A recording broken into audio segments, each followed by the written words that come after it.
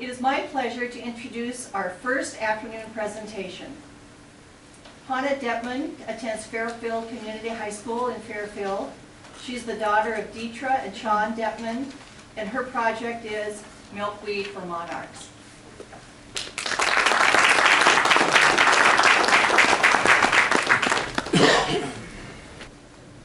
Hi, my name is Hannah Detman, and I'm from Fairfield, Iowa. Today I'm going to be telling you a bit about my project, Milkweed for Monarchs. Before I begin, I just wanted to mention that the visual program I have prepared for you is composed of pictures and videos that I have taken myself. Thank you.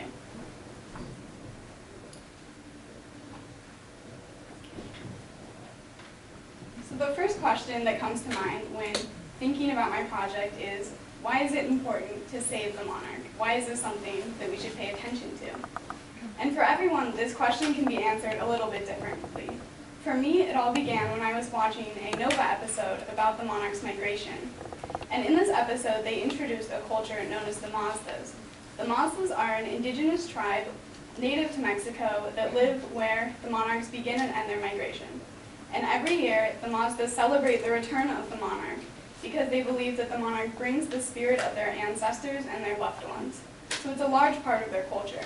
However, many of the Mazdas also work as sanctuary guides and make their entire year's living in the 3 months that the monarchs reside in Mexico. So it's a large part of their economy as well.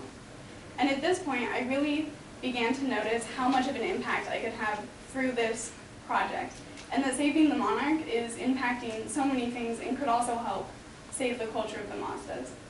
So today I'm going to be talking to you about the 3 pillars of my project. The first is public outreach, and then I'm going to be talking about an alliance that I built with Wanda Sandfire, and finally I'll be talking about my middle school Prairie project. So first, public outreach. I began in the beginning stages of my project focusing on public outreach because this was when I could connect with people in my community and get people more involved. The very first thing that I did was working at a Monarch booth. And I did this before I even knew that I was a Herbert Hoover Uncommon student. At this booth, young kids would come up to me and I'd point to a picture of a monarch. I would ask them if they knew what this insect was, and many of them would say yes. I would then ask if they knew that the monarch was going extinct. Many of them said that they didn't know this. I would then pull out the one statistic that I had prepared for this event, and I would say, did you know in the past 15 years, the number of monarchs has decreased by 97%. This really shocked a lot of the people, and the parents would often take handouts that I had or a packet of milkweed seeds to help. And at this point, I realized that people in my community were really willing to get involved with my project. So I went back to the library and I created a display board about my project and talking about the monarch and why we should help them. I then contacted the NRCS, or Natural Resource Conservation Service, state office to get these pollinator packets that I requested about 60, and I took 50 to the library. And then within the first week, they were all gone. So the response from the public was overwhelmingly positive, and I really noticed that people were willing to get involved and were interested in helping to save the monarch. The final thing I'm going to talk about is when I reached out to our local newspaper. Again, I told them about my Monarch project and about what it is to be a Herbert Hoover Uncommon student. I also talked to them about a final community event that I was putting on, which was a community weed poll at a local rain garden where there was a lot of monarch activity. So this was a way for members in the community to get involved with my project even more. I was encouraged to put on this weed poll event by Wanda Sandfire, who's a local master gardener and food producer. And this brings us to the second pillar of my project, my alliance with Wanda Sandfire. So throughout Wanda, I was able to make my project just more than I even thought it would be. I originally met her at the Family Garden Day event where I had my Monarch booth. And she came up to me and said that she had received a grant to plant hundreds of milkweed plants in Fairfield. And she asked if I was interested in helping. I said of course I was, and within the next week we found ourselves at an overpass by the hospital planting milkweed. This was a place that she had already gotten approval for, and we knew that the city had planted some other native species there. and we knew that it wouldn't be sprayed, which is one of the main reasons milkweeds are decreasing in numbers, and we knew it would be taken care of. And the work that Wanda and I was doing was very important. In fact, the Fish and Wildlife Service recently tripled the targeted number of milkweed needed in the Midwest to keep the monarch off of the threatened species list. And this is because milkweed is the only place that monarchs will really plant their eggs and lay their eggs, so it's so important to the survival of the monarch to have milkweed. Wanda also pushed me outside of the realm of where I thought my project would go. She encouraged me to keep pushing and going further, and this brings us to the third pillar of my project, the middle school prairie. So originally I had planned to put in a prairie at our high school around our stadium. So our stadium is inset, and then along the walls we have a lot of weeds, and I thought it would be nice if we could just put in a prairie there, because I knew we had been getting a lot of complaints. So I talked to the principal about this, and he was very enthusiastic. And he said that this would be a great way to kind of add my project to my school, as long as it was low enough and wouldn't distract people and people could still see. And this was fine because I was planning to put in a lot of native flowers and shorter prairie species. He just mentioned that I would want to talk to the activities director. And when I went to go talk to the activities director, he informed me that the maintenance staff had recently bought a special new mower. And he said it was a special expensive robotic mower with a special arm so they could specifically target that exact area. So he told me that I would be unable to plant a prairie there because they wanted to continue using their mower. So I really had to find some flexibility in my project, and I had to find something else to do. So I contacted the middle school teacher, Mr. Clem, and they had a prairie that he was in charge of at the middle school. We met and discussed what could be done to help revive it. So when we met, we started walking through it, and we just noticed there were weeds after weeds after weeds he would point out to me, and he could only really find a few native species. So it was obvious that all of the weeds were really starting to choke out the native plants. And so he said that the best thing to do would be to mow it off completely. So this is what we did. We mowed it off and just started over. So at this point I needed to buy some more plants. So I contacted the Lions Club, the Kiwanis Club, the Sierra Club, and the Rotary Club in my town to ask if they would be interested in hearing more about my project and maybe possibly donating to buy some plants for the new middle school prairie. Unfortunately, I didn't hear back from any of them. So again, I had to redirect what I was planning to do. So at this point, I talked to my dad, who told me about the DNR, or Department of Natural Resources, has a cost share program. So I talked to them, and they were able to pay for half of the cost of the plugs that I had bought. And as you'll see here, this is what they look like when they came to me in the mail. And I bought them from a local Iowa company, Ion Exchange.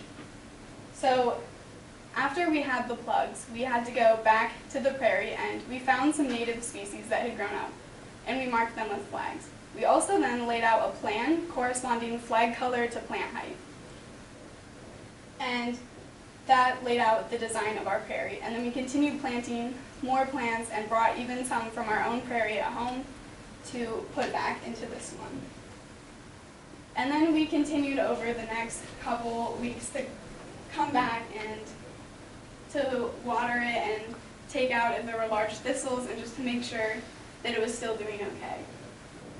The last time that I went back to look at the prairie, which was a couple months ago, I noticed some common milkweed growing up around the edges.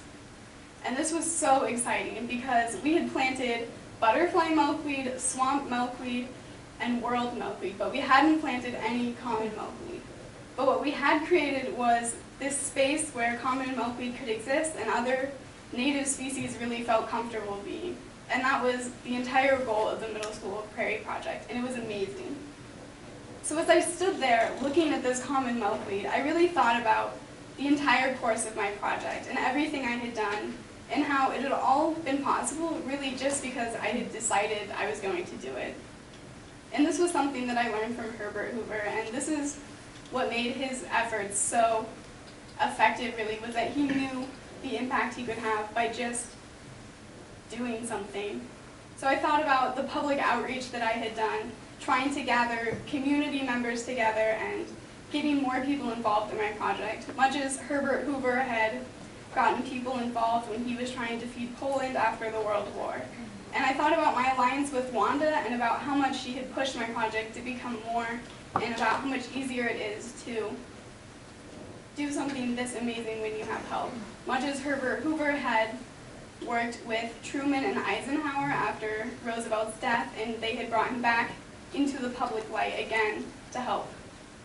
And then I thought about this amazing Prairie project that I had just completed, helping to bring back some native biodiversity into my town of Fairfield, much as Herbert Hoover had done when he allocated over 5 million acres to national parks and forests. And then I thought again about how the best part about this fight for the monarch is that it's really being fought right here in the Midwest. So I encourage all of you to plant some milkweed next spring and just do a little bit to help, because if we all just plant a little bit in our own space together, we can make a difference. Thank you.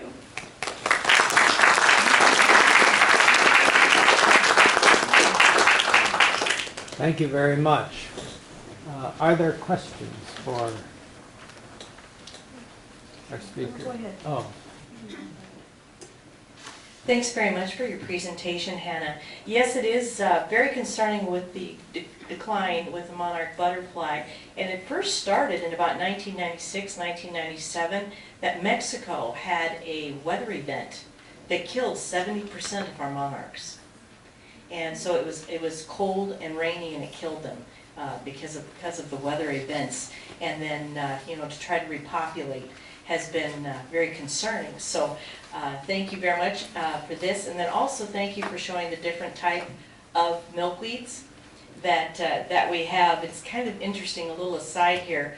The milkweed, there's some here that might remember, my dad told me about this, that they used, and some the white fluffy stuff, they used that as flotation devices for Air Force individuals during World War II, so they could stay afloat in the ocean to get rescued, which I thought was very, very interesting.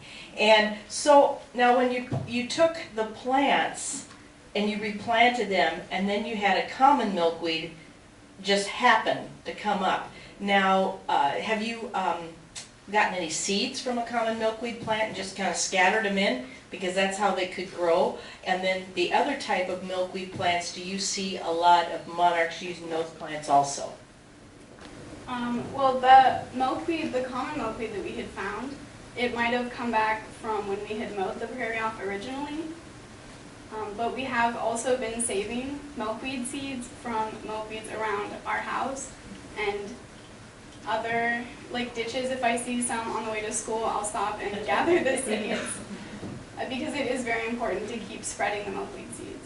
I haven't noticed if they have a preference for one type of milkweed over the other. I know that they're doing research to determine that. I have seen a lot of monarchs on butterfly milkweed when they're mature, because at that point they just need nectar and they're more versatile. But I know that we mostly focus on planting common milkweed because the leaves are the biggest, so there's the most, room for the caterpillars to eat. Have you noticed any extra benefits along with the increasement of the biodiversity, like maybe more honeybees coming to the natural areas compared to where it was just grass and weeds before? Yeah, so for just the plantings that I've done, or for my entire project? Your whole project. Okay, yeah, I forgot to list the benefits, but there has been increased pollinator habitat as well, so many of the flowering plants benefit all pollinators and not just monarchs, and there's been more community involvement with this. And anywhere that you have more flowers and more species for pollinators, they will be attracted there, because that's their ultimate goal, is just to look for a food source, I think. Thank you. So it's interesting you did this at the middle school, right? Do the teachers try to incorporate what you've done into any of their teaching, do you know? The middle school science teacher, Mr. Clem, who was originally in charge of it, he will take his class out twice a year. So at the beginning, they work on seed saving, so they'll go to the rain garden and the prairie and collect seeds, and then they'll plant them later. And then they also work on pulling some weeds at the rain garden. But it had gotten to the point where there were so many weeds that we did do the community weed pull to help with that as well. Yeah, that was my next question, will the school then keep them up? I mean, it looked bad, you said it had a lot of weeds. By the time you got started, will that happen again, or is somebody going to make sure the weeds keep getting pulled? It's likely that for the rain garden, the weeds will keep coming back, so it will take involvement to have them pulled. But for the prairie, it'll just take a couple years of nurturing, and then it will be off, and it wouldn't need too much upkeep after that. A question, a little bit technical. I happen to have some milkweed in our garden, but I don't understand enough about the life cycle of a monarch butterfly.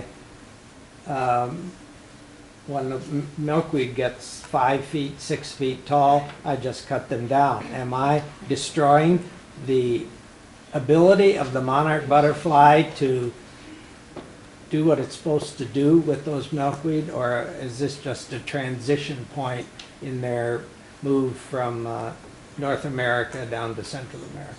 Yeah, on their migration, it is important for the adult monarchs to lay their eggs on milkweed plants, because the only food that the monarch caterpillar will eat is milkweed leaves. So I understand if you cut them off and they get really big, but you might want to save some of the seeds so you can replant them, because the milkweed is essential to the life cycle of the monarch. Thank you. You evil guy. Yeah. Am I? I thought I was doing something good. Now I'm not so sure. Anyway, are there any other questions? Thank you so much for your presentation.